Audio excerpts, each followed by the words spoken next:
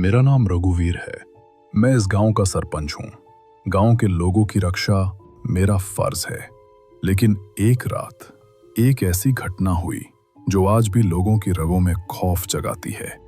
ये कहानी है एक हवेली की और एक लड़के की जिसका नाम आरव था। आरव शहर से आया था। उसे भूत प्रेत, आत्मा और ऐसी जगहों की खोज का बहुत शौक था। लोग उसे घोस्ट हंटर कहते थे। हमारे गांव के लोग हमेशा कहते, रात को उस पुरानी हवेली में मत जाना, वहां मौत का साया है। लेकिन आरव वो इन बातों को मजाक समझता था। एक दिन उसने कहा, मैं सबको दिखाकर रहूंगा कि हवेली में कुछ नहीं है। वो हवेली 50 साल पुरानी है। कहते हैं एक औरत को उसके पति ने उस हवेली के एक कमरे में मार डाला था। उसकी चीख उस रात के बाद कभी खत्म नहीं हुई। बहुत से लोगों ने कोशिश की, लेकिन जो भी रात में वहां गया सुबह वापस नहीं आया। उस रात आरव टॉर्च लेकर हवेली में घुसा। मैं और कुछ गांव वाले दूर से देख रहे थे। उसने हमें कहा था, सुबह मैं वापस आकर सबको सच बताऊंगा।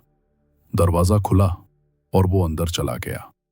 अंदर घुप अंधेरा था और एक अजीब सी ठंड सबको महसूस हो रही थी। अंदर जाते ही उसने देखा कि एक से ज्यादा रास्ते थे। वो जब भी एक कमरे का दरवाजा खोलता, सामने वही आंगा आ जाता, जैसे हवेली उससे अपने अंदर घुमा रही हो और उलझा रही हो।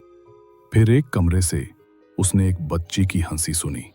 आरव ने टॉर्च उस तरफ घुमाई और एक पुराना झूला अपने आप हिलता हुआ दिखाई दिया और उस झूले पर एक पुरानी फटी हुई गुड़िया बैठी थी, जैसे किसी ने उससे वहीं छोड़ दिया हो। एक कमरे में उसने एक बड़ी तस्वीर देखी।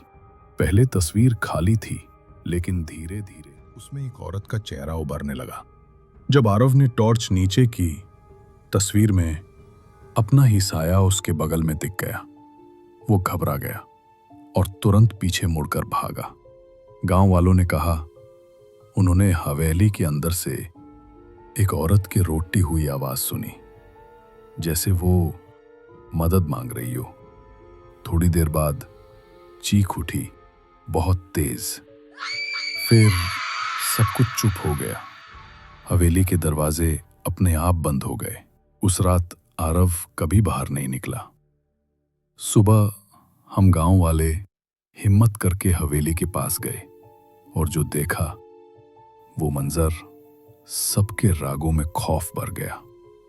हवेली के गाटे के पास आरव पड़ा था। उसकी आंखें खुली थीं और चेहरे पर ऐसा डर था जैसे उसने इंसान से पारे कोई चीज देख ली हो। हवेली के अंदर हम गए और एक पुराना कमरा मिला। दीवार पर तस्वीरें लगी थीं, लेकिन एक तस्वीर नई थी। उसमें आरव का चेहरा था, जैसे वो हमेशा के लिए हवेली का हिस्सा बन गया हो। तभी मुझे समझ आया, वो औरत की आत्मा अब अकेली नहीं थी। उसने आरव को भी अपने साथ रख लिया। मैं गांव का मुखिया होके सबको आज भी एक ही बात कहता हूं, रात को उस श्रापित हवेली के पास कभी मत जाना, वरना शायद तुम भी वहां की तस्वीरों का हिस्सा बन जाओगे, हमेशा के लिए।